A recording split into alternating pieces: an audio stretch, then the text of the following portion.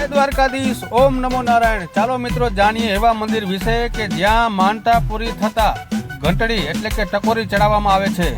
તો અમે જઈ રહ્યા હતા અયોધ્યા, રસ્તામાં રસ્તો બ્લોક થતા અમે આવ્યા છીએ આ લોકલ એક ગામથી અમે નીકળીએ છીએ।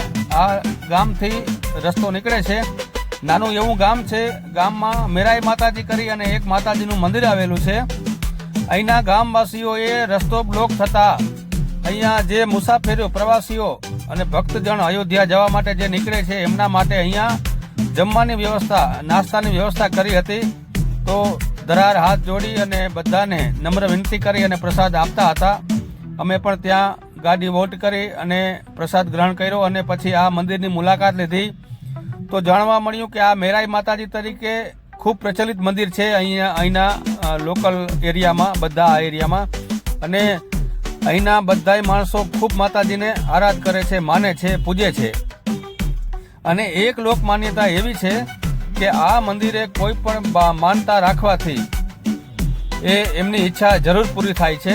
અને એ ઈચ્છા પૂરી થયા પછી અહીંયા એક ટકોરી એટલે કે આ ઘંટડી ચડાવવામાં આવે છે।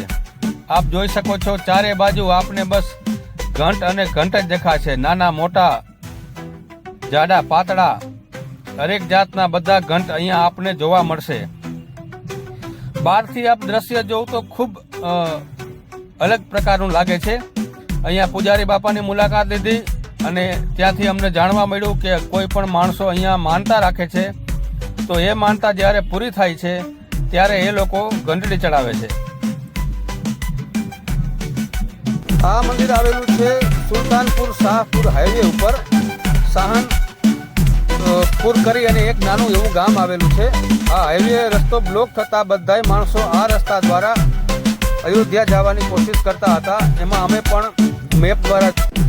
પણ મેપ દ્વારા આ રસ્તેથી નીકળ્યા ત્યારે અહીંના ગ્રામજનોએ જબરદસ્તીથી એટલે કે બહુ પ્રેમ ભાવ અને આદરથી દરેક ભક્તોને જમાડતા હતા।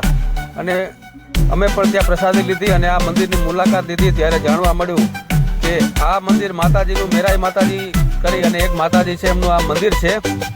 અને બધાય આજુબાજુના ઘણા બધા ગામ અહીંયા આવે છે અને ખૂબ આ એરિયામાં, આ તાલુકામાં ખૂબ મંદિર પ્રચલિત છે।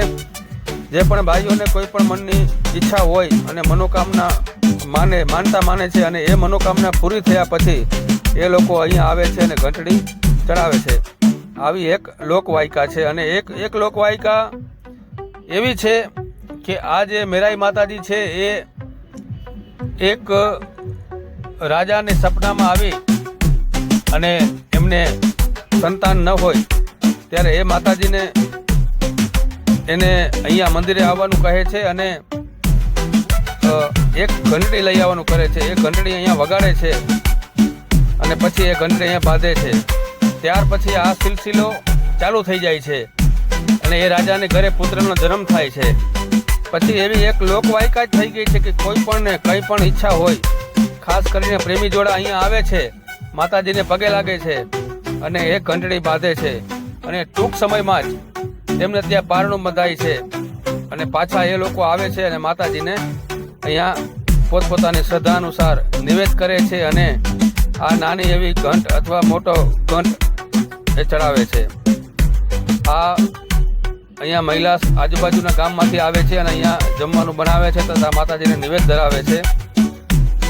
અને આ ગ્રામવાસીઓ આવતા જતા તમામ યાત્રાળુઓને, જે લોકો અયોધ્યા જાય છે, કારણ કે સહારનપુર શાહપુર હાઈવે અત્યારે બ્લોક હતો, 5-7 કિલોમીટરની મોટી લાઈન હતી અને બધા પ્રવાસીઓ દુઃખી હતા કારણ કે જમવાની કંઈ વ્યવસ્થા હતી નહીં। ત્યારે આ ગ્રામજનોએ અહીંયા ભંડારાની શરૂઆત કરી હતી અને આવતા જતા તમામ યાત્રાળુઓને જબરજસ્તીથી પ્રેમ ભાવ આદરથી જમાડતા હતા અને ભગવાનનો પ્રસાદ આપતા હતા।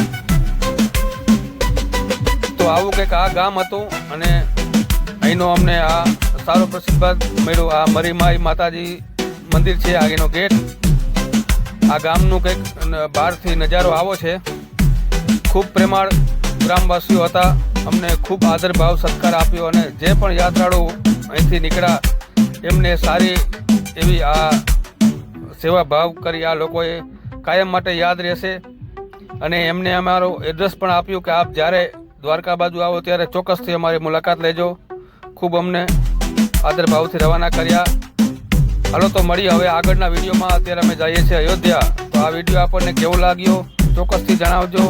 અને આવા વિડીયો જોવા માટે અમારી ચેનલને લાઈક કરજો, સબસ્ક્રાઈબ કરજો, જેથી કરીને આવા વિડીયો આપણને મળતા રહે. જય માતાજી, જય નારાયણ.